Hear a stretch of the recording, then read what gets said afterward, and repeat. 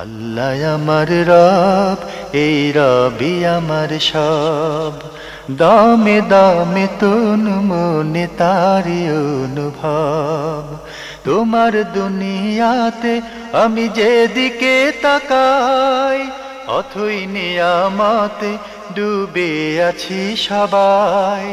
পাক পাখালির গানে শুনি তসবি কলো রব, তসবি কলো রব। আল্লাহ আমার রব, এই রবি আমার সব। আসসালামু আলাইকুম। আলহামদুলিল্লাহ, আসসালাতু আসসালামু আলা রাসূলিল্লাহ। প্রিয় দর্শক, আপনারা যারা দেশে আছেন প্রবাসে, সবাইকে জানাই অনেক অনেক প্রীতি ও শুভেচ্ছা। শুরু হলো আনটিভি আয়োজিত এবং লাভ হলো নিবেদিত জুমাবারের লাইভ অনুষ্ঠান আপনার জিজ্ঞাসা। আপনাদের সাথে আছি আমি জাইনুল আবেদিন আজাদ। আর আপনাদের মনোজাগা প্রশ্নের জিজ্ঞাসার সরাসরি জবাব দিচ্ছেন বিশিষ্ট আলেম ডক্টর মোহাম্মদ সাইফুল্লাহ। আসসালামু আলাইকুম ওয়া রাহমাতুল্লাহি ওয়া বারাকাতুহু। প্রিয় দর্শক, চলুন তাহলে জিজ্ঞাসার আলোকিত ভুবনে। আমাদের আজকের প্রাসঙ্গিক আলোচনার বিষয় ফিতনার পরিচয়। আমরা প্রশ্ন নিচ্ছি। আসসালামু আলাইকুম। প্রিয় দর্শক, পরিচয় দিয়ে প্রশ্ন করুন। ভালো আছেন? আলহামদুলিল্লাহ। কে বলছেন, কোত্থেকে বলছেন? আমি চিটং থেকে বলতেছি। জি বলুন। আমার বয়স হচ্ছে 55 প্লাস। তো আমাকে মাঝে মধ্যে অকেশনে যেতে হয়, নাগরে একটু সমস্যা হয়েছে। তো আমরা কি হাতের মধ্যে যেগুলি পরি, এতে গেলে বা কোনো অনুষ্ঠানে গেলে আংটিগুলি দেখা গেলে দিতে পারবো কিনা, এবং দেখা গেলে গুনাহ হবে কিনা? কি হাতে যে কি রিং পরেন? কেউ দেখলে আংটি আংটি জি জি জি জি জি। একটা প্রশ্ন হচ্ছে, আমাকে ধরেন আমি ঘরের মধ্যে কাজ করতেছি, তো এমন সময় অনেক সময় আমার ব্যবহার আসে, অন্য কেউ আসে, হঠাৎ আমার চেহারাটা দেখে ফেলে।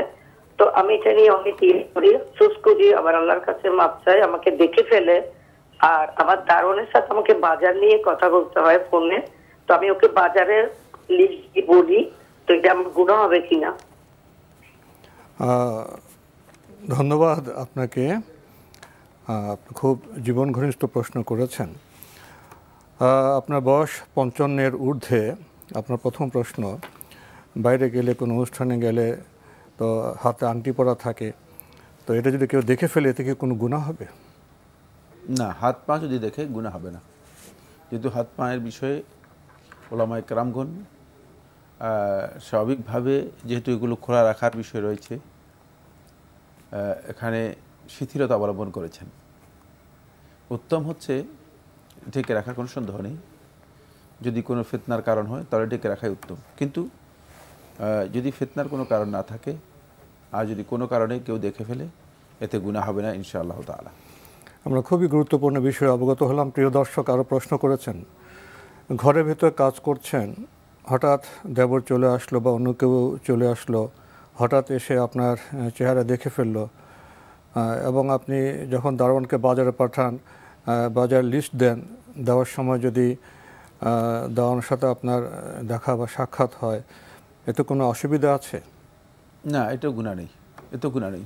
যদি কেউ হঠাৎ আপনাকে দেখে ফেললো, আপনার ইচ্ছার বাইরে, তার ইচ্ছার বাইরে, এবং এই ধরনের দৃষ্টি ইসলামী শরীয়তে মাসমুহ মাফু, ক্ষমাযোগ্য।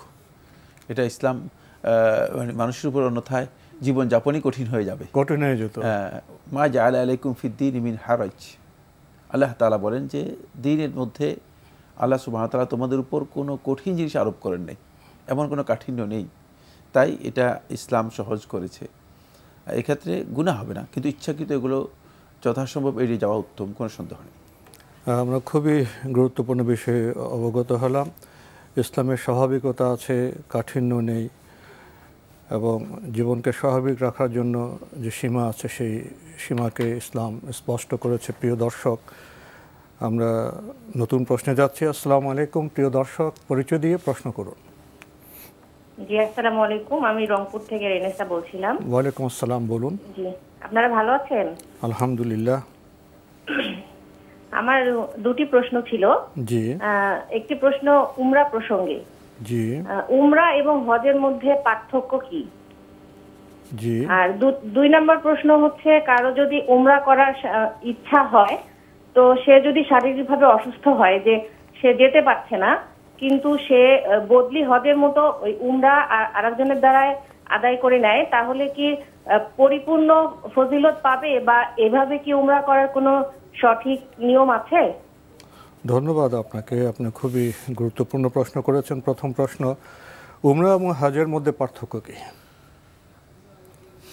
উমরা এবং হজ দুটি আলাদা ইবাদত। কোরআন কারীম আল্লাহ সুবহানাহু ওয়া তাআলা ইরশাদ করেছেন, সুম্মা আতিম্মুল হজ্জ ওয়াল উমরা, তোমরা হজ এবং উমরাকে পরিপূর্ণ করো। তার বোঝাচ্ছে হজ একটি ইবাদত, উমরাও আরেকটি ইবাদত। হজের ব্যাপারে আল্লাহ সুবহানাহু ওয়া তাআলা স্পষ্ট করে বলেছেন যে হজ হচ্ছে ফরজ। উমরার ব্যাপারে সুস্পষ্ট ফরজিয়ত বা উজুব হওয়ার ব্যাপারে কোনো বিধান বক্তব্য আসেনি। তবে জুমহুর আহলুল ইলম বলেছেন যে যার উপর হজ ফরজ তার উপর উমরা ফরজ, যেহেতু উমরা করতে পারবে, এই জন্য যার উপর হজ ফরজ তার উপর উমরাও ফরজ। উমরা কেবল তা'যীম বাইতুল্লাহি আযজা ওয়া জাল ওয়া জিয়ারাতিহি, আল্লাহর ঘরের মর্যাদা প্রদর্শন করা এবং জিয়ারত করা। এই জন্য উমরাটা পুরোটাই তাওয়াফ এবং সাইয়ের মধ্যে সীমাবদ্ধ, খুবই সীমিত, একেবারেই সীমাবদ্ধ, মানে তাওয়াফ এবং সাইয়ের মধ্যে সীমাবদ্ধ। ফলে উমরাকে বলা হয় আল হজ্জুল আসগর, মানে অনেকটা, মানে এটাকে স্মল হজ বা স্মল মানে পরিধিতে হজের একটা ছোট হজ বলে অনেক আমাদের পরিভাষায়। আর হজ হচ্ছে মূলত এটা হলো জিয়ারত বাইতুল্লাহ ওয়া তা'যীম শাআইরিল্লাহ, আল্লাহ রাব্বুল আলামিনের ঘর জিয়ারত করা এবং আল্লাহ তাআলার যে নিদর্শনগুলো আছে সবগুলোর সম্মান প্রদর্শন করা। ব্যাপক ইবাদত। এটি আরাফাতে রয়েছে, মুজদালিফায় রয়েছে, মিনাতে রয়েছে, মানে এটা অনেকগুলো ইবাদতকে অন্তর্ভুক্ত করে, অনেকগুলো ইবাদতকে অন্তর্ভুক্ত করে। উমরা আলেমদের মধ্যে অধিকাংশ উলামায়ে কেরাম যদিও এটাকে ওয়াজিব বলেছেন, অনেকেই কিন্তু এটাকে সুন্নাতে মুআক্কাদা বলেছেন, সুন্নাহ বলেছেন উমরাকে। কিন্তু হজ যার উপর ফরজ হবে, যার সামর্থ্য রয়েছে আল্লাহর ঘর পৌঁছা, এর আর্থিক সামর্থ্য রয়েছে আল্লাহর ঘর পৌঁছার, তার উপর হজ ফরজ বাধ্যতামূলক। সুতরাং উমরা করার মাধ্যমে হজের ফরজিয়ত আদায় হবে না, কিন্তু শুধু হজ করলে তার উমরার যেই হুকুম রয়েছে সেটা আদায় হয়ে যাবে। কারণ এটা হলো উযু এবং গোসলের মতো, মানে হজের মধ্যে উমরার ইবাদতগুলো রয়ে গেছে। হ্যাঁ, শুধুমাত্র উযু এবং গোসলের মতো। যেমন কোনো ব্যক্তি যদি গোসল করে তার উযু আদায় হয়ে যাবে পরিপূর্ণরূপে, আর উযু করতে হবে না। কিন্তু উযু করলে কারো উপর গোসল ফরজ হলে তার এই গোসলের ফরজিয়ত, বাধ্যবাধকতা, অব্লিগেশন বাদ পড়বে না। সুতরাং আমরা খুব সংক্ষেপে এই কথা বলেছি।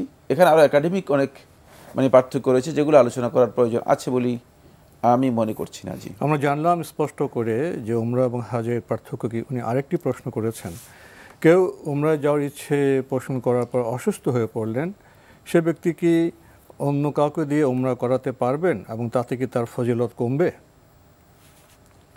যদি তিনি ইচ্ছে করেন, তার পক্ষে শারীরিকভাবে সম্ভব না হয়, তাহলে তিনি অন্যের মাধ্যমে বদলি উমরা করাবেন কি না, এই আলেমদের মধ্যে দ্বিমত রয়েছে। বিশুদ্ধ বক্তব্য হচ্ছে জায়েজ আছে, তিনি উমরা করাতে পারেন, কিন্তু তার জন্য যদি হজ ওয়াজিব হয়ে থাকে তাহলে হজ করানোই উত্তম, যেহেতু বদলি হজ করানো এটি অত্যন্ত গুরুত্বপূর্ণ একটি বিষয়।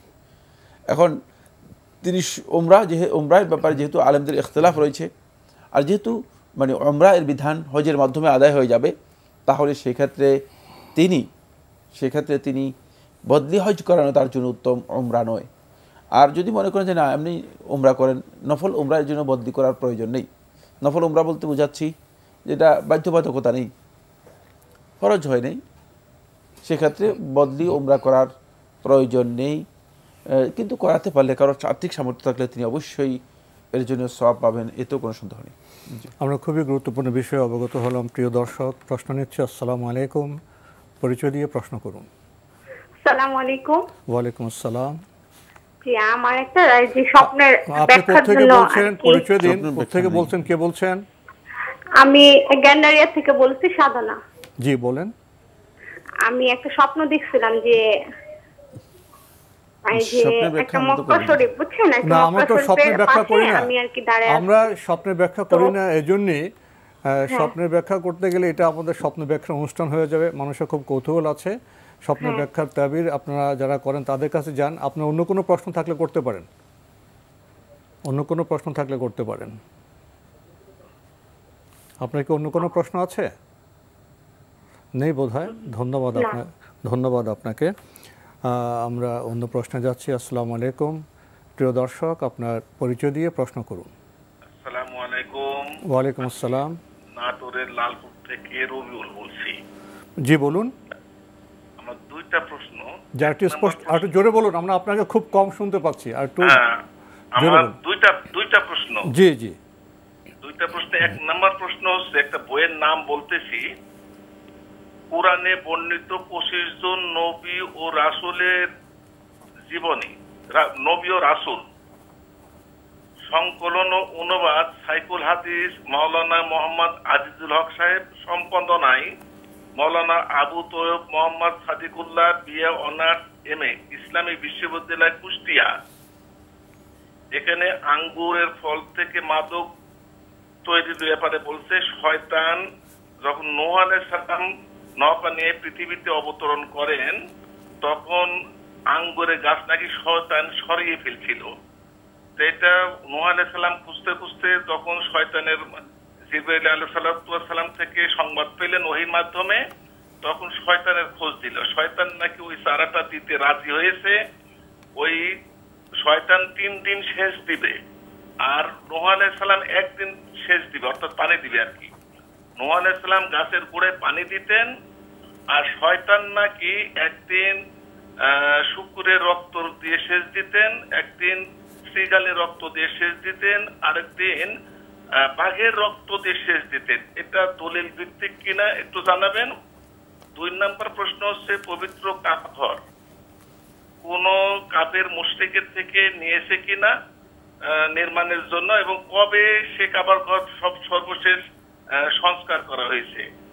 আর আমাদের একটু থামুন ভাইয়া, আপনি কি বললেন পবিত্র কাবাঘর কি হয়েছে? সর্বশেষ কবে, কত বছর আগে সংস্কার করা হয়েছে? সংস্কার কাফের সংস্কার, জি জি, কোন কাফের মুশরিকের থেকে অর্থ নিয়েছে কিনা কাবা তৈরির সময়? ধন্যবাদ আপনাকে। 2টি প্রশ্ন হয়ে গেছে। আমরা 2টি প্রশ্নের বেশি নেই, আপনি অনেক দীর্ঘ প্রশ্ন করেছেন। আপনার প্রথম যে প্রশ্নটি, আপনি কোরআনে বর্ণিত নবী রাসূলদের ইতিহাস নিয়ে একটি গ্রন্থের নাম আপনি বলেছেন, সেখান থেকে একটি বিষয় আপনি তুলে ধরেছেন, আঙ্গুর থেকে মাদক, সেখানে নূহ ইসলাম, শয়তান, তারপরে আঙ্গুর গাছে সেচ দেওয়া, শয়তান শুকুরের রক্ত, শ্রীগাল রক্ত ইত্যাদি ইত্যাদি। তো এই বর্ণনা ঠিক আছে কিনা? না, এই ধরনের বর্ণনা ইসরায়েলি বর্ণনা। এই বর্ণনাগুলো বাদায়ে জুহুরের মধ্যে, ইসরায়েলি কিচ্ছা কাহিনীর বর্ণনা, কিচ্ছা কাহিনী, যে এই বাদায়ে জুহুরের মধ্যে এসেছে। যিনি লিখেছেন বা সংকলন করেছেন তার তাহকিক না থাকার কারণে হয়তো তিনি এগুলো উল্লেখ করেছেন। এগুলো একেবারেই মিথ্যা, বিবেচনা না করে উল্লেখ করে দিয়েছেন। এগুলোকে মানে হাদিসের পরিভাষা বলা হয় দাসাইলুল ইসরাইলিয়াত। দাসাইস ইসরাইলিয়াত মানে ইসরায়েলি বর্ণনার বিভিন্ন গল্প কাহিনী যেগুলো আন্দাজে ঢুকে গিয়েছে। এর কোনো ধরনের দালিলিক অথেন্টিক কোনো ভিত্তি আছে আমাদের জানা নেই। জি, আমরা জানলাম বিষয়টি সম্পর্কে। আপনি আরেকটি প্রশ্ন করেছেন, পবিত্র কাবাঘর সর্বশেষ কখন সংস্কার হয়েছে, আর কোনো কাফির বা মুশরিক কি সেখানে সহযোগিতা করেছে? সর্বশেষ বাদশাহ আবদুল্লাহের সময় কাবাঘরের মানে কিছু কাজ, নির্মাণ কাজ সম্পন্ন হয়। আর এর আগে যেই কাজটি সম্পন্ন হয় বাদশাহ মুরাদ আসানি, দ্বিতীয় মুরাদ, এদেরকে বলা হতো ওসমানী খলিফা, অটোমান সাম্রাজ্যের দ্বিতীয় মুরাদ, যে এটা বাংলাদেশের মানুষ যারা প্রতিনিধিত্ব করেছে, হ্যাঁ যারা প্রতিনিধিত্ব করেছিল তারা জানে, মানে এই সময় এর কিছু সংস্কারের কাজ পরিপূর্ণ হয়। এছাড়াও কাবাঘর মূলত ঐতিহাসিকভাবে আরও 11 বার সংস্কার হয়েছে। কাবাঘর আরও 11 বার সংস্কার হয়েছে। কাবাঘর সংস্কারের কাজে বিভিন্ন সময় বিভিন্ন গোষ্ঠী তারা অংশগ্রহণ করেছে। এটা একটা স্বাভাবিক প্রক্রিয়া, একটা ভবন থাকলে একটা ঘর থাকলে সংস্কার হবেই, সংস্কারের কাজ হয়েছে। বাকি এটি এমন কোনো বিষয় নয় যে এটি নিয়ে বিতর্ক করার দরকার আছে অথবা বাড়াবাড়ি করার বিষয় রয়েছে। জি, কোনো কাফির বা মুশরিক কি সেখানে নির্মাণ কাজে কোনো সহযোগিতা করেছে? জাহেলি যুগে যখন কাবাঘর মানে সংস্কারের কাজ হয় তখন সেখানে দ্বীন হানিফের যারা অনুসারী ছিল তারাও ছিল, আবার যারা দ্বীন হানিফের পাশাপাশি মুশরিক মানে তারা নিজেদেরকে মুশরিক পরিচয় দিত না, কিন্তু কার্যকলাপ তাদের শিরকি কার্যকলাপ ছিল। এখন আপনি বাংলাদেশে যে মসজিদগুলো নির্মিত হচ্ছে, অনেক কবর পূজারী, অনেক মাজার পূজারী, অনেক বেদি পূজারী এগুলোতে সাহায্য করতেছে, ঠিক না? তো এখন আপনি কি বলে মুশরিকরা নির্মাণ করেছে? ওরা নিজেদেরকে দ্বীন হানিফের পরিচয় দিত, কিন্তু তারা সেখানে একটি কন্ডিশন বাধ্যতামূলক করে দিয়েছিল। সেই কন্ডিশনটা ছিল যে প্রত্যেক ব্যক্তি তার জানা মতে তার বৈধ মানে যে হালাল উপার্জন আছে, অর্থ আছে, সম্পদ আছে, সেখান থেকে সহযোগিতা করবে। মানে কোনো ব্যক্তির হারাম কোনো উপার্জন রয়েছে তাদের জানা মতে তারা সেখানে সেটা ব্যয় করে। সেখানে একটা সতর্কতা ছিল। সুতরাং বুঝে যাচ্ছে যে তারা যখন নির্মাণ করা হয়েছে সেটা মূলত খুবই সতর্কতা এবং পরিচ্ছন্নতার মাধ্যমেই নির্মিত হয়েছিল। আমরা জানলাম বিষয়টি সম্পর্কে। প্রিয় দর্শক, প্রশ্ন নিচ্ছে। আসসালামু আলাইকুম, পরিচয় দিয়ে প্রশ্ন করুন। লাইনে আছেন? জি জি, আমি আপনার পরিচয় দিয়ে প্রশ্ন করুন। জি, আমি চট্টগ্রাম থেকে বলছিলাম। কে বলছেন? আমি মোহাম্মদ মুসা বলছিলাম। মুসা ভাই বলুন। আমার প্রশ্ন হচ্ছে, আমি ফজরের নামাজ পড়ার আগে বাসা থেকে 2 রাকাত ফজরের সুন্নত পড়ে যখন মসজিদে যাওয়ার পর মসজিদে দুকরুল মসজিদ পড়তে পারবো কিনা? জি, আর কোনো প্রশ্ন আছে? ফরজের আগে। জি, আর কোনো প্রশ্ন আছে? জি না, বাস এই। ধন্যবাদ আপনাকে। প্রশ্ন তো পেয়েছেন? প্রশ্ন পেয়েছি। ফজরের সুন্নাত বাসায় পড়ে গিয়ে মসজিদে 2 রাকাত তাহিয়াতুল মসজিদ পড়তে পারবেন কি না? হ্যাঁ, পারবেন।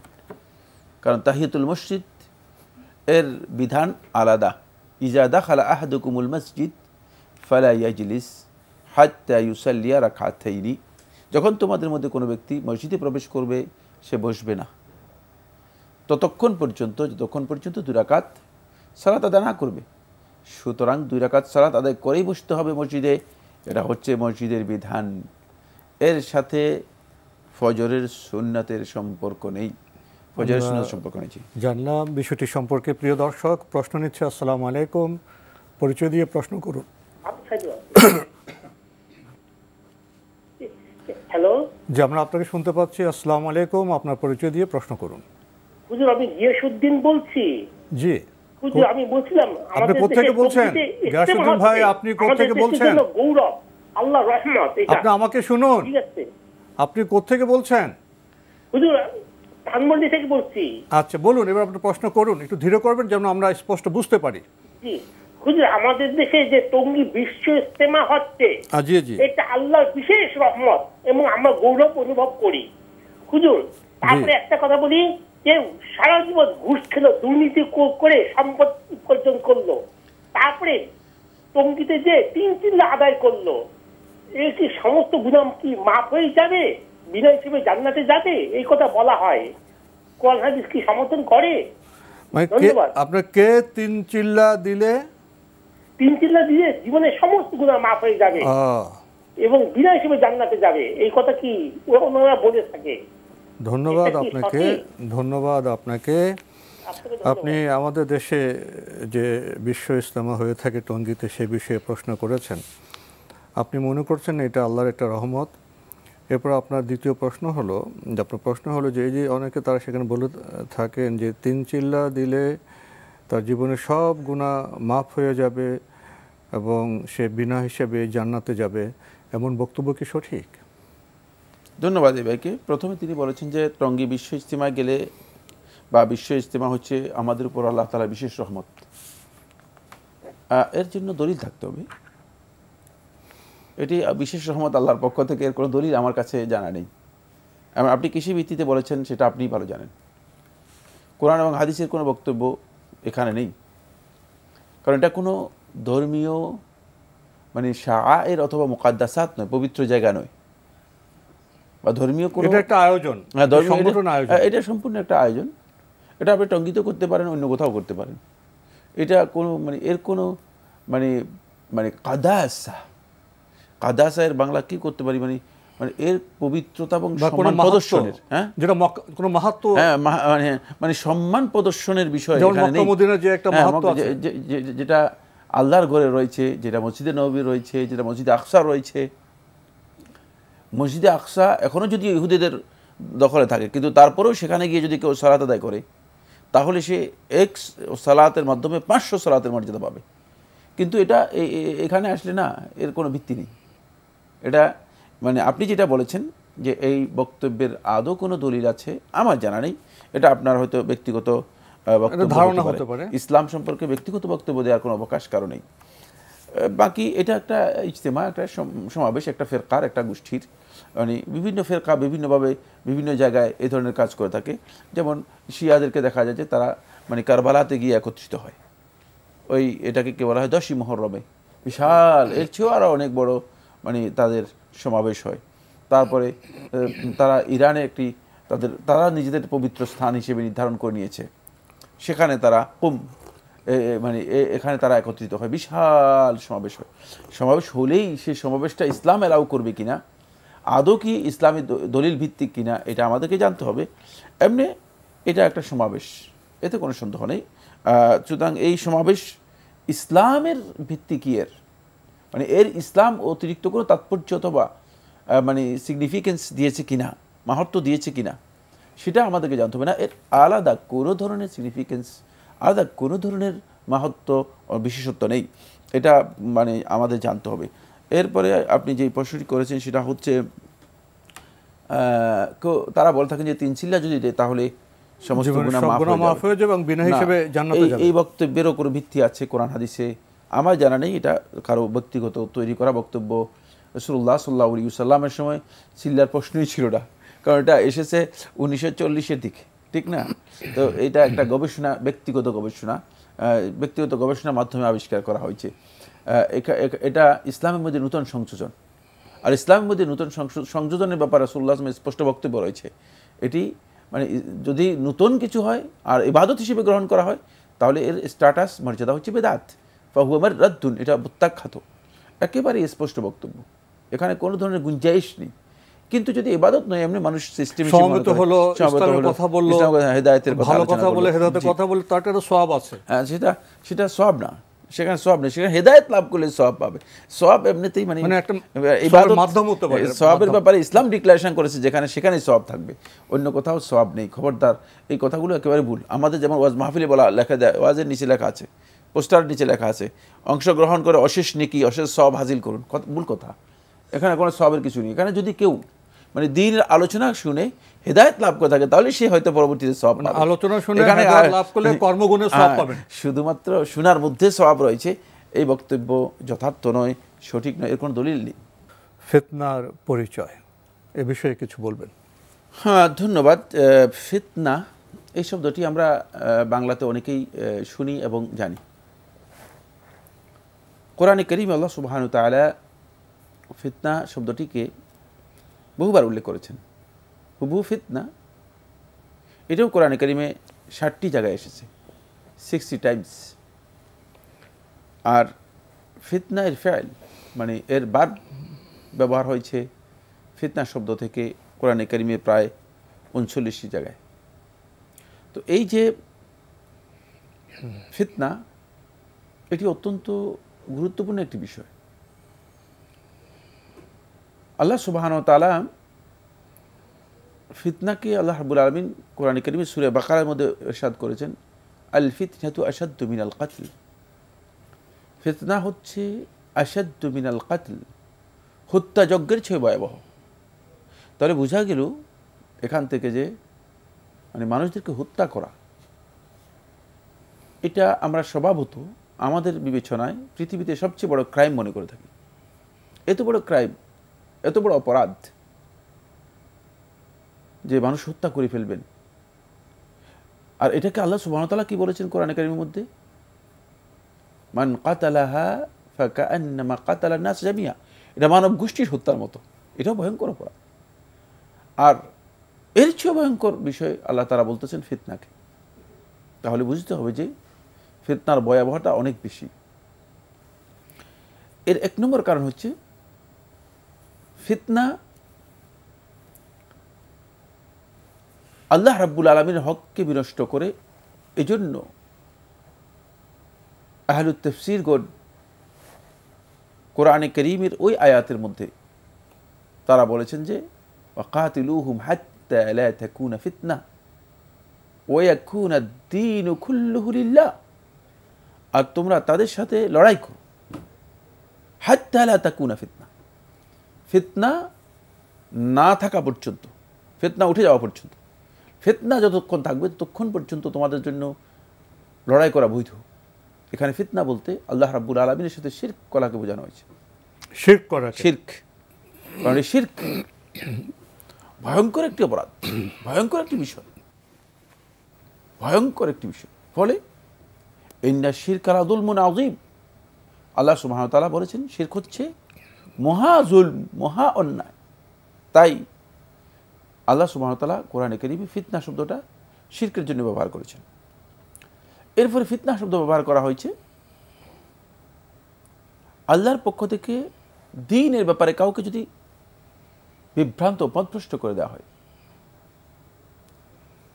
আল্লাহ সুবহানাহু ওয়া তাআলা কোরআনে কারীমের মধ্যে ইরশাদ করেন ফালইয়াহযারিল্লাযীনা ইউখালিফুনা আন আমরিহি আন তুসিবাহুম ফিতনাহ আও ইউসিবাহুম আযাবুন আলীম। যারা রাসূলের দেখানো যে তরিকা, যে পদ্ধতি রয়েছে, যে সুন্নাহ রয়েছে, এই সুন্নাহকে যারা লঙ্ঘন করবে তাদের ব্যাপারে আল্লাহ তাআলা বলছেন তারা যেন সতর্ক হয়ে যায়। কারণ আল্লাহর পক্ষ থেকে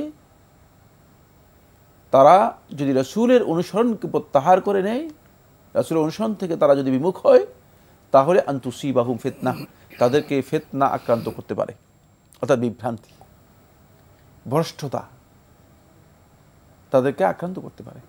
এবং এই ভ্রষ্টতা মূলত আমরা দেখতে পাই এই ফিতনা ব্যাপকভাবে মানুষের মধ্যে আক্রান্ত হবে।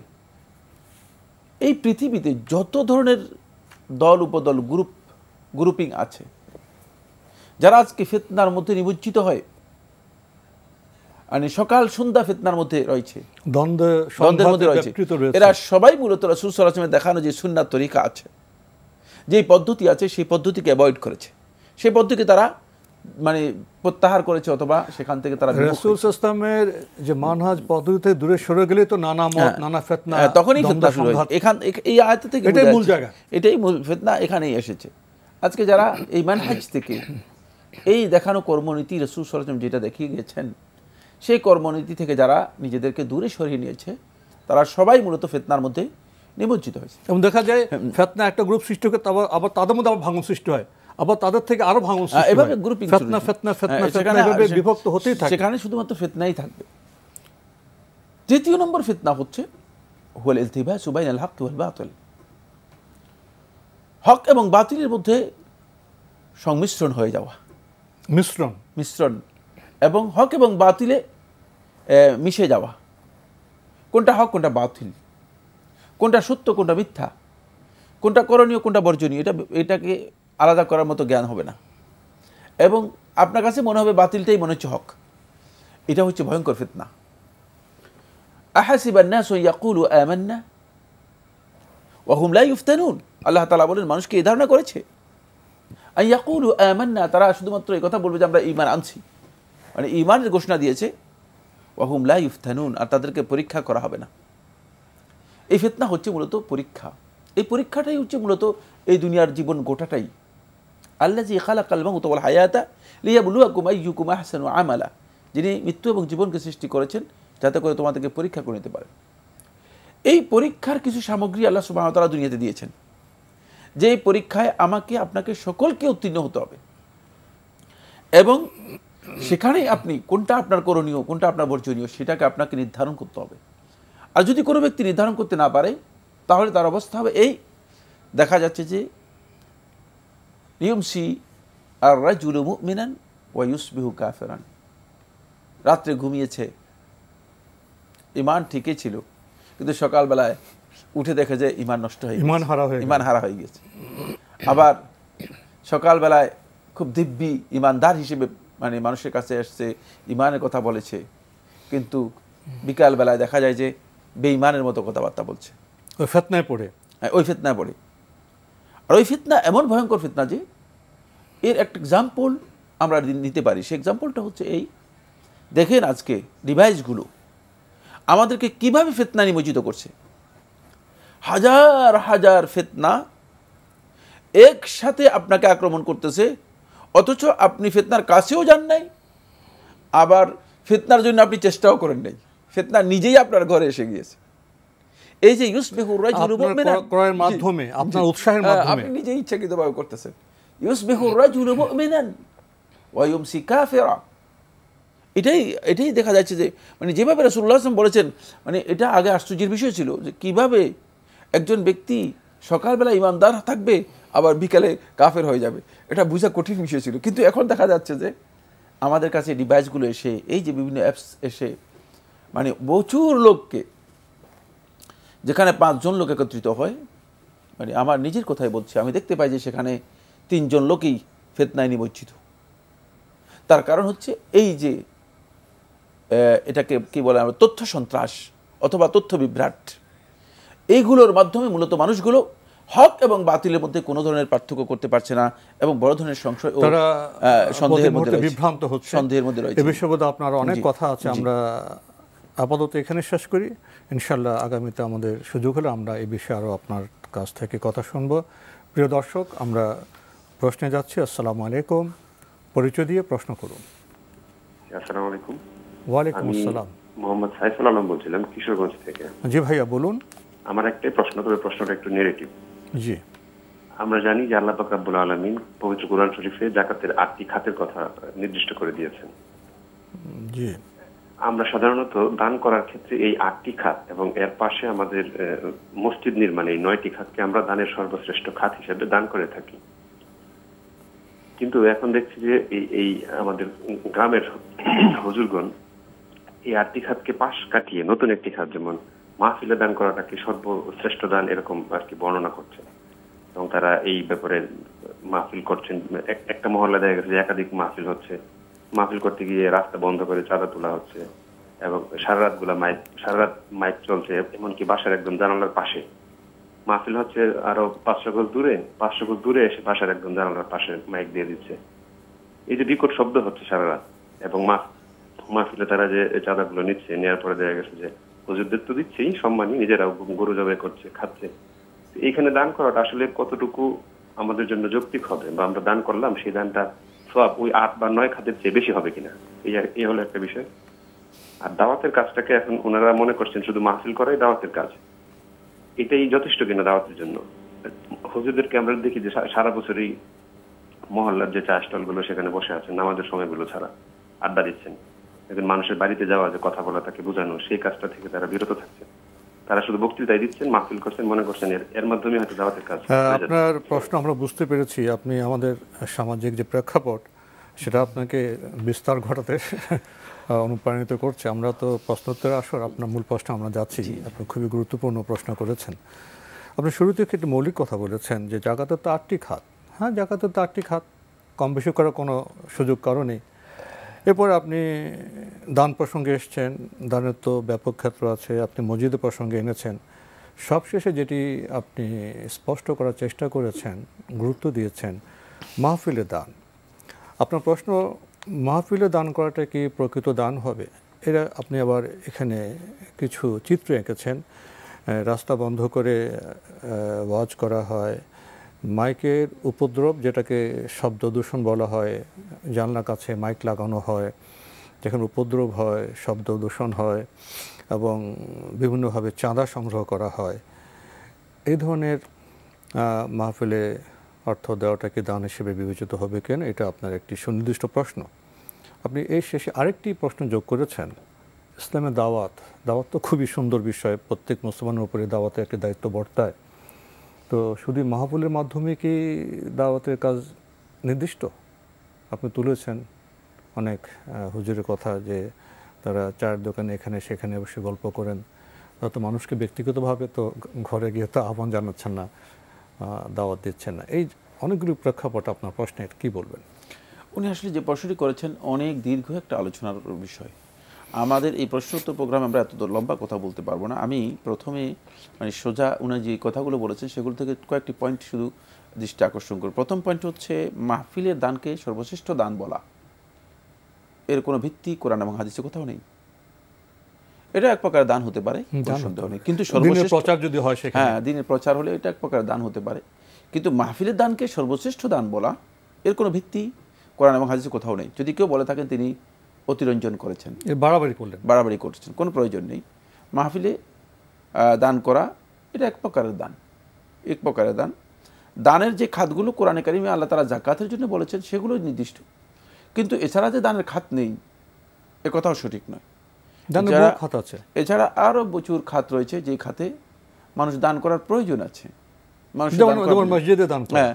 তো সেই জন্য মানে দানের খাত আরো হতে পারে, কিন্তু মাহফিলকে কেন্দ্র করে এই কথা বলার কোনো ভিত্তি নেই। দ্বিতীয় নম্বর যে বিষয়টি আমি তার প্রশ্নের উত্তরে বলতে চাই সেটা হলো মাহফিল সারা রাত ব্যাপী যে মাহফিল করা হয় তাকে শব্দ দূষণ বলেন, অথবা রাস্তা বন্ধ করেন, অথবা মাইকের কারণে মানুষদেরকে বিরক্ত করা অথবা মানুষদেরকে কষ্ট দেয়া, এই কাজগুলো ইসলামী শরীয়তে সম্পূর্ণরূপে অনুমোদিত নয়। সুতরাং এটি সারা রাতব্যাপী যারা করছেন এবং অন্যদেরকে কষ্ট দিচ্ছেন, আমি মনে করি যে সওয়াবের চেয়ে তাদের গুনাহ হবে বেশি। হয়তো তারা মনে করছেন যে সওয়াবের কাজ করতেছেন, কারণ শয়তান তো সওয়াবের কাজকে এইভাবেই সাজায়। বাল সাওয়ালা লাহুম আনফুসুহুম ওয়া যায়্যানা লাহুমুশ শাইতানু আমালাহুম। আল্লাহ তাআলা কোরআনে স্পষ্ট করেছেন যে শয়তান তাদের কাজগুলোকে একেবারে সুশোভিত করে দিয়েছে। হয়তো যারা মাহফিল করছেন অথবা মাহফিলের বক্তা যারা আছেন তারা মানে অসন্তুষ্ট হতে পারেন, তারা আসলে গভীরভাবে বিষয়টা চিন্তা করছেন, কিন্তু এই কাজটি শয়তানের প্রজেক্ট। মানে সারা রাত ব্যাপী আপনি মানুষদেরকে কষ্ট দেবেন, কারণ এখানে অনেক লোক আছে যারা অসুস্থ থাকতে পারে, শিশু আছে, মহিলারা রয়েছে। সুতরাং এটা আসলে সঙ্গত কাজ নয়। এটা রাস্তা বন্ধ করা তো সলাতে যেখানে নিষেধ করা হয়েছে, রাসূল সাল্লাল্লাহু আলাইহি ওয়াসাল্লাম রাস্তার মাঝখানে সলাত আদায় করতে নিষেধ করেছেন। সরাসরি হাদিস রয়েছে যেখানে রাস্তা বন্ধ করে সলাত আদায় করতে নিষেধ করা হয়েছে, সেখানে এই প্রকারের মাহফিল যে যার বেশিরভাগই মাহফিল মূলত বিনোদন পরিচয়ের মাহফিল, মানে আসলো লোকেরা কিছু বিনোদন হলো তারপর আবার চলে গেল, তো এগুলোর জন্য রাস্তা বন্ধ করা এর কোনো বৈধতা আছে আমার জানা নেই। বরং এটি আমি মনে করি একটি অসংগত এবং একটি কঠিন ধরনের অপরাধ। এটি কর্তৃপক্ষ থাকলে অবশ্যই নিয়ন্ত্রণ করা দরকার ছিল। দুর্ভাগ্যের বিষয় হচ্ছে হয়তো কর্তৃপক্ষ এই বিষয়গুলোকে সেভাবে গুরুত্ব দিচ্ছে না, এই কারণে নিয়ন্ত্রিত হচ্ছে না। তৃতীয় নম্বর আমি যে কথাটি বলবো সেটা হচ্ছে যারা মাহফিল করছেন, আসলে এখানে মাহফিল করছেন যারা, এরা আসলে দাওয়াতি কাজ করতেছেন না। এরা মাহফিলের বক্তা হিসেবে তারা মানে আসছেন, তাদেরকে দাওয়াত দিয়ে আনা হচ্ছে, তারা নিজেরা দায়ী হিসেবে আসে নাই। এটাকে বলা হয় তাকে ইসলামী শরীয়তের পরিভাষায় মাদউইয়া, মানে যাকে দাওয়াত দিয়ে আনা হয়েছে তিনি মূলত দায়ী নন, তিনি মাদউ, তাকে দাওয়াত দিয়ে আনা হয়েছে। সুতরাং এটা দাওয়াতি কাজ নয়, এটা হচ্ছে তিনি বক্তব্য দিচ্ছেন, বক্তব্য দেওয়ার জন্য আসছেন। যদি মানুষ এই বক্তব্য শুনে হেদায়েত লাভ করে সেটা ভালো কাজ, কোনো সন্দেহ নেই। কিন্তু যদি হেদায়েত লাভ না করে বিভ্রান্ত হয় তাহলে এটা তারও গুনাহের কাজ, আর যারা করেছেন তাদেরও গুনাহের কাজ। আর তিনি কিন্তু স্বেচ্ছায় আসেন নাই, স্বেচ্ছায় দাওয়াতি কাজের জন্য আসেন নাই। রাসূলুল্লাহ সাল্লাল্লাহু আলাইহি ওয়াসাল্লাম মক্কা থেকে তায়েফে গিয়েছেন দাওয়াতি কাজের জন্য, নিজে গিয়েছেন। তায়েফের লোকেরা একথা বলে নাই যে দাওয়াত দিয়ে আপনি আসেন, আমরা দাওয়াত শুনবো। এটা কিন্তু মাদউ, তাকে দাওয়াত দিয়ে আনা হয়েছে, মানে আমন্ত্রিত। হ্যাঁ, ইয়েস, মানে ওই শব্দটা তালাশ করছিলাম। তিনি আমন্ত্রিত, মূলত তিনি দায়ী নন, এবং আমন্ত্রিত ওই দিন পেমেন্ট, শুধু আমন্ত্রিত আসলে তাকে পেমেন্টও করতে হচ্ছে। সুতরাং এখানে মূলত দাওয়াতের যেই প্রক্রিয়া রয়েছে এই প্রক্রিয়ায় লঙ্ঘন আছে। আমি মনে হয় খুব সূক্ষ্ম কথা বুঝাতে পেরেছি, কারণ এর বেশি আমি বলবো না, এর বেশি বললে আরও সমস্যা তৈরি হতে পারে। আর শেষ কথা যেটা, সেটা হলো শুধু দাওয়াতি কাজ মাহফিল, এ কথাও একেবারে ভুল বক্তব্য। দাওয়াতের কিয়দাংশ হতে পারে, খুবই সামান্য একটা অংশ হতে পারে মাহফিল, কারণ মাহফিলের মাধ্যমে যে দাওয়াতি কাজ হয়ে থাকে সেটি একেবারেই সামান্য। কয়জন লোক মাহফিলের মাধ্যমে হিদায়াত লাভ করে আল্লাহ ভালো জানেন। এর পার্সেন্টেজ যদি আপনি তালাশ করে দেখেন তাহলে আপনি দেখবেন যে একেবারেই ন্যারো সংখ্যক। এটা গবেষণার বিষয়, গবেষণার বিষয়, এবং এটা একেবারেই খুব কম সংখ্যক। কিন্তু আমি একেবারে অস্বীকার করছি না যে মাহফিলের মাধ্যমে কিছু দাওয়াতি কাজ হচ্ছে না, মাহফিলের মাধ্যমে কিছু দাওয়াতি কাজ হচ্ছে না, সেটাকে আমি অস্বীকার করছি না। তবে শুধুমাত্র মাহফিল দাওয়াতি কাজ এ কথা শুদ্ধ নয়। সর্বশেষ যেই কথা সেটা হচ্ছে, এখন যেই মাহফিল প্রচলিত, যেই মাহফিল বা যে মাহফিল আমরা দেখতে পাচ্ছি, এগুলোর বাস্তবায়ন কমিটির উদ্দেশ্য একটি, আর মাহফিলের বক্তাদের উদ্দেশ্য আরেকটি। দুইটার সাথে দাওয়াতের সম্পর্ক খুবই দূরবর্তী সম্পর্ক। অতটুকু আমার মনে হয় যদি বলা হয় অতিরিক্ত। আমাদের প্রশ্নোত্তরের অনুষ্ঠানে আমাদের ভাই যেভাবে একটা ব্যাপক প্রেক্ষাপটে প্রশ্ন করলেন, আর বাংলাদেশ সমাজ বাস্তবতায় আপনি ইসলামের সেরি যে মূল্যবোধ বা সীমা, তা আলোকে যে বক্তব্য রাখলেন, এটা খুবই একটা কঠিন বিষয়, এবং আমাদের সমাজে এটাকে কেন্দ্র করে ভুল বোঝাবুঝির সৃষ্টি হতে পারে। এই জন্য আমি আবার কয়েকটি বিষয় আপনার কাছে স্পষ্ট হয়ে নিচ্ছি। প্রথমে হলো, ইসলামের প্রচার বা দাওয়াতের কাজে মাহফিল হতে পারে, সেক্ষেত্রে সতর্কতা সচেতনতার প্রয়োজন আছে। এবং যেমন আপনি বললেন যে রাস্তা বন্ধ করার, তারপর শব্দ দূষণ বা মাইকে উপদ্রব করা, সেখানে সতর্কতার বিষয় আছে। এবং তারপরে মাহফিলের পরিসর সময় কতটা হবে, এটা কি সারা রাত হবে, এই ব্যাপারে ইসলামের দৃষ্টিভঙ্গি আছে অবশ্যই। তাহলে এখানে মাহফিলের উদ্দেশ্য, মাহফিলের শৃঙ্খলা, এটা সময়সীমা, এবং একটা যদি আমি এভাবে ভাবি ইসলামের দৃষ্টিভঙ্গি থেকে, তাকওয়ার দৃষ্টিভঙ্গি থেকে, তাহলে আমি মাহফিলের দ্বারা কীভাবে উপকৃত হবে আর কীভাবে ক্ষতি করবে, দুইটার দিকে আমার গবেষণা থাকা দরকার। শব্দ, হ্যাঁ মাহফিলের শব্দ দরকার, মাইক দরকার, কিন্তু এটা কতটা হবে, কতটুকু, এখানে একটা কয়েক গ্রাম দিয়ে দিচ্ছে না, এখানে একটা চিন্তা বিষয় আছে, প্রয়োজনের বিষয় আছে, কতটা দরকার কি। এবং আপনি যদি বললেন যে অসুস্থ লোক আছে, শিশু আছে, নারীরা আছে, তারা ক্ষতিগ্রস্ত হবে কেন, তাহলে এখানে শব্দের সীমা, যেমন আমরা খেতে গেলে খাওয়াতে হালাল জিনিস পুরো খাই না, আমাদের কতটুকু খেতে হবে যে হিসাব, মাহফিলের শব্দ ব্যবস্থাপনার হিসাব থাকতে হবে। তারপরে আয়োজনে রাস্তাঘাট ক্ষতি হচ্ছে কিনা, রাস্তা আমি অর্ধেক নিচ্ছি না পুরোটা নিচ্ছি, এখানে বিবেচনা থাকতে হবে। আমি কতটা সময় আমি আপনার মাহফিল করব, সময়সীমা থাকতে হবে। এই সামগ্রিক বিষয় বিবেচনায় আনলে, অর্থাৎ ইসলামের যে চেতনা তাকওয়া দৃষ্টিতে করলে সেটা হতে পারে, সেটা অনেক সতর্কতার মধ্যে। এটা মোটামুটি আমরা বলতে চেয়েছি। আমরা এই কথাই বলতে চেয়েছি, এবং আমাদের বক্তব্যের মধ্যে আমি যে 5টি পয়েন্ট উল্লেখ করেছি, প্রত্যেকটি পয়েন্ট দীর্ঘ গবেষণার অবকাশ রয়েছে বলে আমি মনে করি। আমরা প্রশ্ন নিচ্ছি। আসসালামু আলাইকুম, পরিচয় দিয়ে প্রশ্ন করুন। জি, আমি অনেক ময়মনসিংহ থেকে বলছি। জি ভাইয়া বলুন। জি, আমার দুইটা প্রশ্ন ছিল। জি, একটা হচ্ছে ইখতিলাফ এবং ইখতিরাফের মধ্যে পার্থক্যটা কি? আচ্ছা, জি, আমি আব্দুল্লাহ জাহাঙ্গীরের বক্তব্য থেকে জি, আমাদের কাছে প্রশ্ন স্পষ্ট হয়েছে, ইখতিলাফ আর ইফতিরাক না? জি জি জি। আর আরেকটা প্রশ্ন ছিল আমার। জি, সে প্রশ্নটা হচ্ছে যে দ্বীনি শিক্ষার সাথে বিজ্ঞানকে আসলে সমন্বয় করা হচ্ছে না কেন? ব্যক্তিগতভাবে বললে আমি বিজ্ঞানের একজন ছাত্র, এবং আমার দ্বীনের পথে একটু বুঝের ক্ষেত্রে বিজ্ঞানটা আমাকে অনেক সহযোগিতা করেছে, এবং আমার ইমানি চেতনার দিক থেকেও আমাকে সহযোগিতা করেছে। ধন্যবাদ। আপনি খুবই সুন্দর, গুরুত্বপূর্ণ এবং সময় উপযোগী প্রশ্ন করেছেন। প্রথমে আপনি দুটি পরিভাষা ব্যবহার করেছেন, যে ইখতিলাফ এবং ইফতিরাক, এর মধ্যে পার্থক্য কি? ইখতিলাফ শব্দ বোঝায় মানে কোনো বিষয়ে মতপার্থক্য, মত বৈচিত্র্য তৈরি করা, দ্বিমত পোষণ করা। আর এই দ্বিমত পোষণ করা মূলত গবেষণাধর্মীয় হতে পারে, অথবা গবেষণা ছাড়াও চিন্তাধারার পার্থক্যের কারণে হতে পারে। ইখতিলাফ, এটা হলো ইখতিলাফ।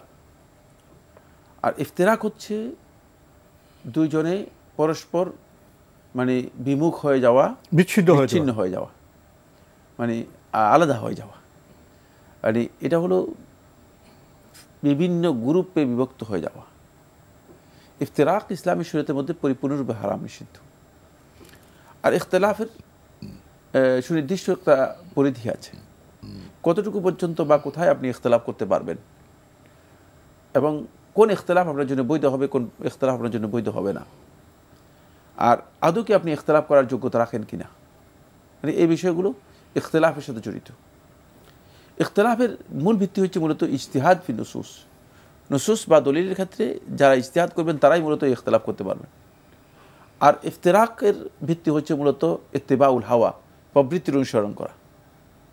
একটা জিনিস মাথার মধ্যে এসে গেল, কেউ বুঝিয়ে দিয়েছে, এটার উপর তিনি কি করতেছেন, মানে তিনি এটার উপর ঘোড়ামি করতেছেন। এখানে মানে আল্লাহ এবং রাসূলের নির্দেশনা যাচ্ছে না, আল্লাহ রাসূলের নির্দেশনার কোনো গুরুত্ব নেই। মন গড়া ব্যক্তিগত অহংবোধে উনি চলছেন, মন গড়া মানে ধারণার উপর, মন গড়া বক্তব্যের উপর, সেখানেই তিনি কি করতেছেন, আবর্তিত হচ্ছেন এবং সেখানেই নিজেকে রিজিট শক্ত করে রেখেছেন, অবস্থান করছেন। সেটা হচ্ছে ইফতিরাক। একাডেমিক বিষয় যে দুটি কথা বলেছি বা তিনটি কথা বলেছি, এটাই মূল কথা।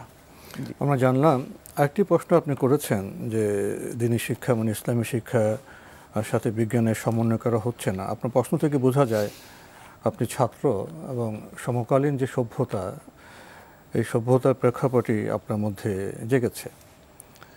দিন তো সব জ্ঞানকেই সমন্বয় করেছে বহু আগে থেকেই, কোরআন হাদিসে, সেখানে শরীয়ী বিধান আছে, বিজ্ঞানের বিষয় আছে, প্রকৃতির বিষয় আছে, জলবায়ুর বিষয় সবই আছে। কিন্তু ইউরোপের রেনেসাঁর পরে যে সেকুলারিজম আসলো, সেখানে তো দিন এবং বিজ্ঞানকে আলাদা করা হলো, সে প্রেক্ষাপটে আমরা যাচ্ছি না। তো ইসলামে কিন্তু একটি সম্পূর্ণ জ্ঞান, আমাদের দিন যেটা, এটা সম্পূর্ণ জীবন ব্যবস্থার সব বিষয় আছে। বিজ্ঞান তো আমরা খুব বড় বিষয় মনে করছি, এই হাইপোথিসিস, ওয়ার্কিং হাইপোথিসিসকে। তো ইসলামের মধ্যে সবই আছে, কিন্তু আমরা ইসলামকে সেভাবে অধ্যয়ন করছি না। সমাজ ব্যবস্থা, সভ্যতা এইভাবে দিন থেকে বিজ্ঞান চর্চাকে, দুনিয়াকে আলাদা করে ফেলেছে, তারা ইহলৌকিকবাদী হয়ে গেছে। এই নানা আবর্তনের মধ্যেই আমরা যারা মুসলিম, এখন আমাদের মধ্যে চিন্তার ক্ষেত্রে বিভিন্ন বিচ্ছিন্নতা, বিভিন্ন মিশ্রণ ঢুকে গেছে। তো উনি বলছেন যে দ্বীনি শিক্ষা এবং বিজ্ঞানের মধ্যে কি সমন্বয় করা যায় না?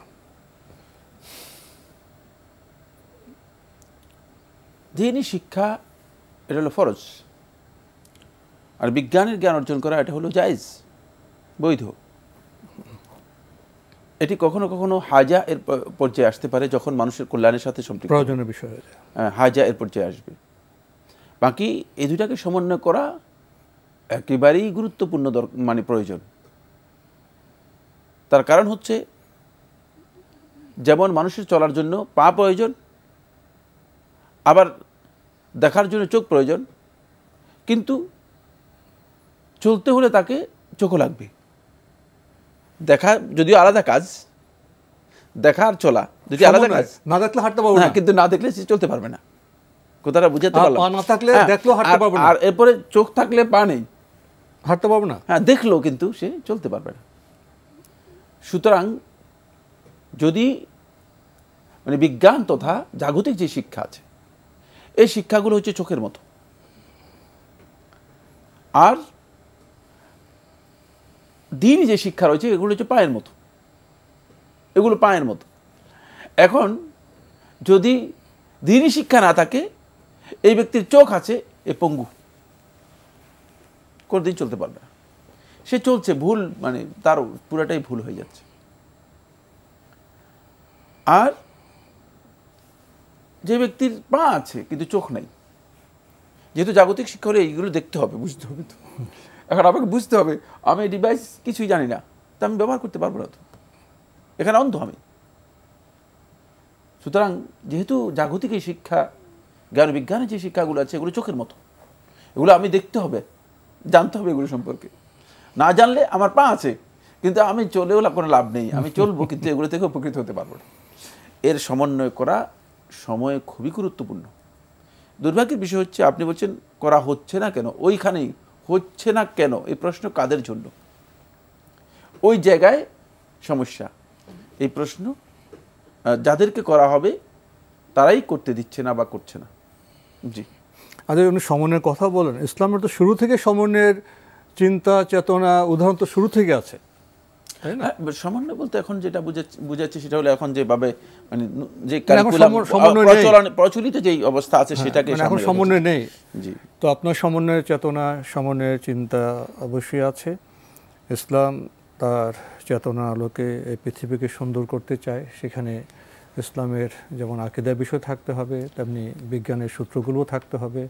এই সমন্বয়ের পথ ধরেই আমাদের এই পৃথিবীটাকে আল্লাহর সন্তুষ্টির পথে সুন্দরভাবে সাজাতে হবে। প্রিয় দর্শক, আমরা প্রশ্ন নিচ্ছি। আসসালামু আলাইকুম, পরিচয় দিয়ে প্রশ্ন করুন। যেমন আপনাকে শুনতে পাচ্ছি, আপনার পরিচয় দিয়ে প্রশ্ন করুন। হ্যালো হ্যালো, আপনাকে শুনতে পাচ্ছি, আপনার পরিচয় দিয়ে প্রশ্ন করুন। জি হুজুর, যে আয় রোজগারে অনেক বেশি ফজিলত আছে, যে একটা দোয়া যে দেশে জন্মারে, যেমন আস্তাগফিরুল্লাহ ইন্না কানা গাফফারা, ঠিক আছে? এখন এটা আমার মা যদি না পড়ে, তার সন্তান যদি এটা, আপনি আয় রোজগারের দোয়ার কথা বলছেন তাই না? জি জি, কোন দোয়াটা? কোন দোয়াটা? যে আস্তাগফিরুল্লাহ ইন্নাহু কানা গাফফারা। ও, আস্তাগফিরুল্লাহ ইন্নাহু কানা গাফফারা। এখন এবার যদি আমার মা না করে, যদি মানে আমি করি, আমি ওনার মেয়ে, বড় মেয়ে, তাহলে কি এটা হবে নাকি মারই করতে হবে? এটা একটু জানার জন্য আর কি। আমার আরেকটা প্রশ্ন আছে। জি, যে আমরা অনেক শুনি যে 500 বার দরুদ শরীফ পড়া, 200 বার পড়া, যে ফজিলত অনেক, কিন্তু সবচেয়ে ছোট দরুদ কোনটা যদি বলতেন তাহলে। সবচেয়ে ভালো দরুদ কোনটা? না, সবচেয়ে ছোট দরুদ কোনটা? যে একটা দরুদ আছে সাল্লাল্লাহু আলাইহি ওয়াসাল্লাম, ছোট দরুদ, ছোট। জি জি জি, ধন্যবাদ আপনাকে, আপনি খুব সুন্দর প্রশ্ন করেছেন। উনি বলছেন যে আয় রোজগার একটা দোয়ার কথা বললেন, আস্তাগফিরুল্লাহ, এটা কি মাকে পড়তে হবে না না মা না পড়ে উনি পড়লেও হবে? প্রথম কথা হচ্ছে আয় রোজগারের জন্য এটাকে মানে সুনির্দিষ্ট করে দোয়া হিসেবে রাসূলুল্লাহ হাদিসের মধ্যে বলেননি। তবে হ্যাঁ, ইস্তেগফার, আল্লাহ রাব্বুল আলামিনের কাছে ক্ষমা প্রার্থনা করা, এটি উপার্জনের জন্য, আল্লাহর পক্ষ থেকে রুটি রোজগারের সাহায্যের জন্য পড়ার বিষয়ে কোরআনে কারীম সরাসরি নির্দেশ দিয়েছে। সুতরাং এটা পড়তে পারেন, আস্তাগফিরুল্লাহ ইন্নাহু কানা গাফফারা, এটা পড়তে পারেন। কিন্তু এটা মানে রোজগারের জন্য এই বড় ধরনের এটাকে বলা হয় মানে দোয়া, রাসূল সাল্লাল্লাহু শিক্ষা দিয়েছেন, এ ধরনের কোনো নস নেই, এ ধরনের কোনো বক্তব্য নেই। এটা কোরআনের আলোকে পড়া যাবে। হ্যাঁ, পড়া যাবে। আর আপনি সেটা আপনিও পড়তে পারেন, আপনার মাও পড়তে পারে। আপনার মা পড়তে হবে আর আপনি পড়লে হবে না এমন নয়, যে কোনো ব্যক্তি পড়তে পারে, পুরো পরিবারের আয় রোজগারের দোয়া করতে পারেন এবং আল্লাহ তাআলার কাছে আয় রোজগারের জন্য দোয়া করতে পারবেন। না, একটি প্রশ্ন করেছেন, উনি যদি 500 বার বা 200 বার দরুদ পড়তে চান, সবচেয়ে ছোট দরুদ কোনটা? সবচেয়ে ছোট দরুদ হচ্ছে আল্লাহুম্মা সাল্লি ওয়া সাল্লিম ওয়া বারিক আলাইহি, আল্লাহুম্মা সাল্লি আলা মুহাম্মাদিন সাল্লাল্লাহু আলাইহি ওয়াসাল্লাম ওয়া আলা আলিহি ওয়া আসহাবিহি, এতটুকু পর্যন্ত পড়তে পারেন। অনেকে শুধু পড়ে সাল্লাল্লাহু, আল্লাহুম্মা সাল্লি মুহাম্মদ পড়ে, সাল্লাল্লাহু আলাইহি ওয়াসাল্লাম পড়ে, এটাও দরুদ, কিন্তু মানে এটা কমপ্লিট না। সালাত এবং সালাম দুইটা একসাথে হলে তাহলে সেটা সাল্লাল্লাহু আলাইহি ওয়াসাল্লাম, এটার মধ্যে সালাত, সাল্লাল্লাহু আলাইহি ওয়াসাল্লাম এটা দরুদ, এটাও দরুদ, কিন্তু দরুদের ফরম্যাটে আল্লাহুম্মা সাল্লি ওয়া সাল্লিম ওয়া বারিক আলাইহি, এটা সবচেয়ে উত্তম। আমরা উত্তম সমস্ত কথা সংযুক্ত আছে, উত্তম সংক্ষিপ্ত দরুদের কথা আমরা জানলাম। প্রিয় দর্শক, প্রশ্ন নিচ্ছে। আসসালামু আলাইকুম, পরিচয় দিয়ে প্রশ্ন করুন। হ্যালো জি, আমরা আপনাকে শুনতে পাচ্ছি, আপনার পরিচয় দিয়ে প্রশ্ন করুন। আমার ছোট ছেলে খুব জেদ করতেছে জন্মদিনের জন্য, জন্মদিন করতে চায়। জন্মদিন আমি কখনো করি না, আমার 3টা ছেলে মেয়ে। জন্মদিনে যদি মিলাদ করে নেই, শুধু আবার কেক কাটতে যাবে, আবার বন্ধুদের চকলেট খাওয়াতে যাবে, তা আমি রাজি না। দেখে বলে যে সবই কিছু জাহান্নামের আগুন হবে, এটাই বলে। এখন এর সম্পর্কে একটু বলেন, আমার ছেলে মেয়ে টিভির সামনে আছে। জি, ধন্যবাদ আপনাকে। আপনি মা তো এই সন্তানকে নিয়ে সমাজে কত রকম সমস্যা পড়তে হয়। বৈশ্বিক একটা পরিবেশ আছে, সামাজিক পরিবেশ আছে। ছেলেরা ছোটরা দেখে যে বন্ধুরা জন্মদিন করতেছে, আবার জন্মদিন নানা রূপ আছে। কেউ ওয়েস্টার্ন ওয়ার্ল্ডের মধ্যে জন্মদিন করে, আবার কেউ পারিবারিক পরিবেশে আছে, ও তো এদিন জন্মদিন করে, তার জন্য দোয়া করি, একটু ভালো রান্নাবান্না করি, পারিবারিক পরিবেশে আসে। আবার আপনি বলছেন ধর্মীয় ভাবনা, আমি মিলাদে দিয়ে গেলেন, আবার মিলাদে গেলেন। আবার গেলেন বন্ধুদের যদি কেক বা চকলেট খাওয়ানো হয়, এটা নানা রকমের রূপের কথা বলেন। ওনার ছেলেমেয়েরা সামনে আছে সেটের, যদি কিছু বলতেন জন্মদিন প্রসঙ্গে। জন্মদিন এর কালচার মূলত ইসলামিক কালচার নয়, ইসলাম এটাকে অনুমোদন দেয়নি। মান তাশাব্বাহা বিকওমিন ফাহুয়া মিনহুম, রাসূলুল্লাহ সাল্লাল্লাহু আলাইহি ওয়াসাল্লাম বলেন যে কোনো জাতির সাথে, ভিন্ন কোনো জাতির সাথে সাদৃশ্য গ্রহণ করলো, তাদের মতো হলো, তাদের অনুসরণ করলো, ফাহুয়া মিনহুম, সে তাদের অন্তর্ভুক্ত। অর্থাৎ ইসলামের এই গণ্ডি থেকে তিনি বেরিয়ে যেতে পারে, এই আশঙ্কা রয়েছে। যেহেতু ইসলাম জন্মদিনকে সমর্থন করে না, সুতরাং জন্মদিনের যেই ধরনের আয়োজন হোক না কেন, সকল প্রকার কালচারই সেখানে গ্রহণযোগ্য নয়। আর এগুলো পুরাটাই মূলত আমরা জানি যে কোত্থেকে এসেছে, কীভাবে এসেছে, এগুলোর ইতিহাস রয়েছে আমাদের কাছে জানা। কি করবেন আপনি এই জন্মদিনকে? সেদিনে কি করবেন? সেদিনে আপনি কি মিলাদ পড়াবেন? প্রশ্নই আসে না, কারণ মিলাদ তো ইবাদত হিসেবে সাব্যস্ত হয়নি। আর কি কাজ করবেন? কেক কাটবেন? না, এটা যেহেতু অন্যদের সাথে আপনি মিলে যাচ্ছেন, অন্য কালচারের সাথে আপনি নিজেকে কি করছেন, মার্জ করে নিচ্ছেন, তাহলে আপনি তাদের অনুসারী হয়ে যাবেন, ইসলাম থেকে আপনি বেরিয়ে যেতে পারেন, এই সমস্যার মধ্যে পড়বেন। সুতরাং এখানে আর কিছু এমন কিছু বাকি নেই যেটা আপনি করতে পারেন। এজন্য জন্মদিনের আলাদা যে আনুষ্ঠানিকতা আছে, এই আনুষ্ঠানিকতাকে প্রায় এই যুগের ওলামায়ে কেরামগণ এগুলোকে বেদাত এবং গ্রহণযোগ্য নয়, এই ধরনের আমল করা যাবে না, এই বক্তব্য দিয়েছেন। আলেমদের মধ্যে কেউ বইতে বলেছেন আমার জানা নেই। শুধুমাত্র যারা বলেছেন যে হয়তো ঘরোয়াভাবে কিছু আনুষ্ঠানিকতা করা যেতে পারে, এটাও এক প্রকারের ব্যক্তিগত বক্তব্য। কারণ যেহেতু সুন্নাহ থেকে এই ধরনের কোনো আমল সাব্যস্ত হয় নাই। কারণ আমাদের কাছে সবচেয়ে বড় মডেল হচ্ছে রাসূলুল্লাহ সাল্লাল্লাহু আলাইহি ওয়াসাল্লাম, যেখানে রাসূল সাল্লাল্লাহু আলাইহি ওয়াসাল্লামের জন্মদিনই কোনো দিন পালন করা হয়নি এবং পালন করতে বলাও হয়নি, আর রাসূল সাল্লাল্লাহু আলাইহি ওয়াসাল্লাম নিজেও করেন নাই। তো আমরা কার কাছ থেকে আদর্শ নিব? আমাদের আদর্শ তো আছে, আমাদের মডেল আছে, আমরা অন্যের কাছ থেকে মডেল নেওয়ার প্রয়োজন মনে করি না। লাকাদ কানা লাকুম ফি রাসূলিল্লাহি উসওয়াতুন হাসানাহ। এজন্য আমি মনে করি যে এই কাজগুলো যথাসম্ভব এড়িয়ে যাওয়া যায়, তাহলে মূলত ইসলাম এবং মুসলিম নিজের পরিচয় নিয়ে থাকবে।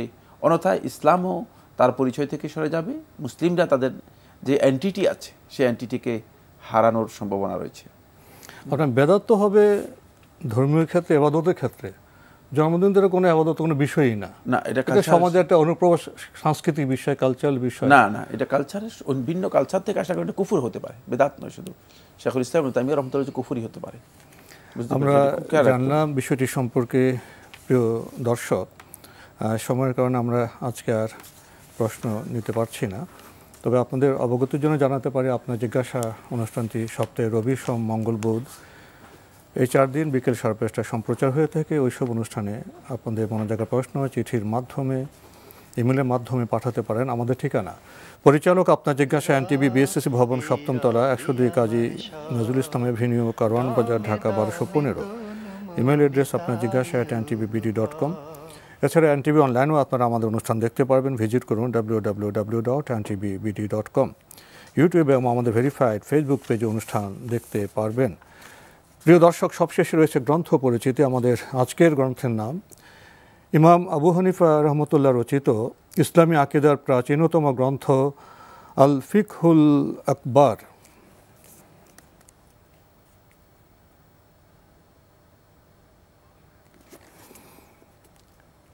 ইমাম আবু হানিফা রহমতুল্লাহ রচিত আল ফিকহুল আকবার এই গ্রন্থটি বঙ্গানুবাদ ব্যাখ্যা করেছেন ডক্টর খন্দকার আবদুল্লাহ জাহাঙ্গীর রাহিমাহুল্লাহ। এই গ্রন্থটি প্রকাশ করেছে সুন্নাহ পাবলিকেশন। দীর্ঘ সূচি রয়েছে এই গ্রন্থের। ইমাম আবু হানিফা ও আল ফিকহুল আকবার প্রথম পরিচ্ছদ ইমাম আবু হানিফা জীবনী ও মূল্যায়ন, দ্বিতীয় পরিচ্ছদ আবু হানিফার রচনাবলী, তৃতীয় পরিচ্ছদ আল ফিকহুল আকবার ও ইসলামী আকিদা, দ্বিতীয় পর্বের প্রথম পরিচ্ছদে তাওহীদ, আরকানুল ঈমান ও শিরক, এরপর দ্বিতীয় পরিচ্ছদ আল ফিকহুল আকবার রচনা প্রেক্ষাপট, তৃতীয় পরিচ্ছদ ইসমাতুল আম্বিয়া সাহাবে কেরাম, চতুর্থ পরিচ্ছদ মুরজিয়া মতবাদ, নেক আমল, মুজিজা, কারামত, আখিরাত, ঈমান, ইসলাম, পঞ্চম পরিচ্ছেদ, হেদায়েত, কবর, অনুবাদ, আয়াতসমূহের মর্যাদা, রাসূল ইসলামের আত্মীয়গণ, মিরাজ, কিয়ামতের আলামত ইত্যাদি আরও গুরুত্বপূর্ণ বিষয় রয়েছে এই গ্রন্থে। এই গ্রন্থটির মূল্য 400 টাকা মাত্র। কেউ যদি গ্রন্থটি পেতে চান টেলিফোনে যোগাযোগ করতে পারবেন। Telephone number 01730747001। আবারও বলছি 01730747001। যদি সংক্ষেপে কিছু বলতেন গ্রন্থটি সম্পর্কে। আল ফিকহুল আকবর, বড় ফিক, আকীদার উপর লেখা কিতাবগুলোর প্রাচীনতম একটি কিতাব।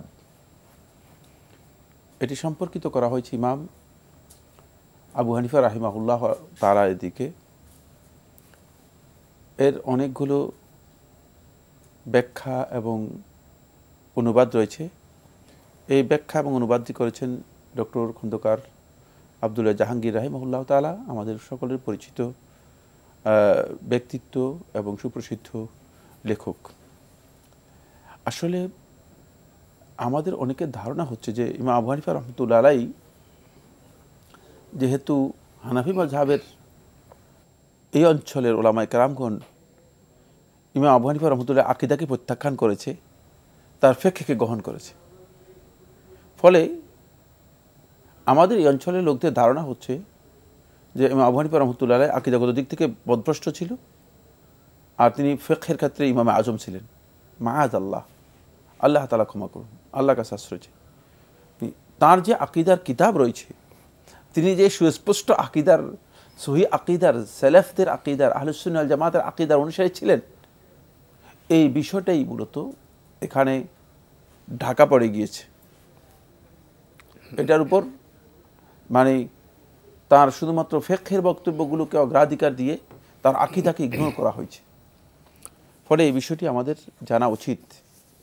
ফিকহুল আকবরে তিনি তার আকীদার বিষয়গুলো স্পষ্ট করেছেন, এমনভাবে স্পষ্ট করেছেন যে সালাফদের আকীদার ব্যাপারে এই ইমামের আকীদাগত দিক থেকে কোনো ধরনের বিচ্যুতি ছিল না, আকীদা সঠিক ছিল। অথচ এখন যারা হানাফি মাযহাব নিজেদেরকে পরিচয় আমরা দিচ্ছি না, আমরা সবাই হানাফি মাযহাব নিজেদেরকে পরিচয় দিই, কিন্তু অধিকাংশেরই আকীদা একেবারেই ভ্রষ্ট, নষ্ট, বিভ্রান্ত, মানে ইমাম আবু হানিফা রাহমাতুল্লাহর সাথে মিল নেই এবং বিভ্রাটের মধ্যে মানে পড়ে আছে, কোনো মিল নেই। তার কারণ হচ্ছে তারা ফিকহে দাবি করেন হানাফি, আমরা ফিকহে দাবি করি হানাফি, আকীদার দিক থেকে আমরা ইমাম আবু হানিফা রাহমাতুল্লাহকে ইগনোর করেছি।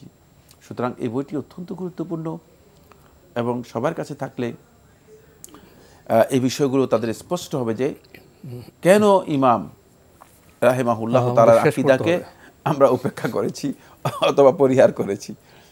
কারণ যিনি আকীদা বিভ্রান্ত, পথভ্রষ্ট, তিনি ফিকহের ইমাম। আপনি যে ক্ষেত্রে শুরু করেছেন আরো অনেক সময় দরকার ছিল আপনাকে, কিন্তু শেষ তো হয়ে এলো সময়, এখানে শেষ করতে হচ্ছে। আপনাকে অনেক ধন্যবাদ। আপনাকে অশেষ ধন্যবাদ। প্রিয় দর্শক, আমরা দেখছিলাম অ্যান্টিভি আয়োজিত এবং লাভ হেলো নিবেদিত অনুষ্ঠান আপনার জিজ্ঞাসা। শেষে আমরা ইমাম আবু হানিফা রাহমাতুল্লাহর রচিত আল ফিকহুল আকবর গ্রন্থের সাথেও পরিচিত হয়েছি। আসুন আমরা গ্রন্থ পড়ি, আলোকিত হই এবং জেনে শুনে সঠিকভাবে আমরা ধর্ম চর্চা করি। দেখা হবে ইনশাআল্লাহ আগামী জুমাবার একই সময়ে। প্রিয় দর্শক, মহান আল্লাহ আমাদের সবাইকে নিরাপদে রাখুন, রাখুন শান্তিতে। আসসালামু আলাইকুম। আল্লাহ আমার রব, এই রবি আমার সব, দামে দামে তুন মনে তারি অনুভব। আল্লাহ আমার রব, এই রবি আমার সব, দামে দামে তুন মনে তারি।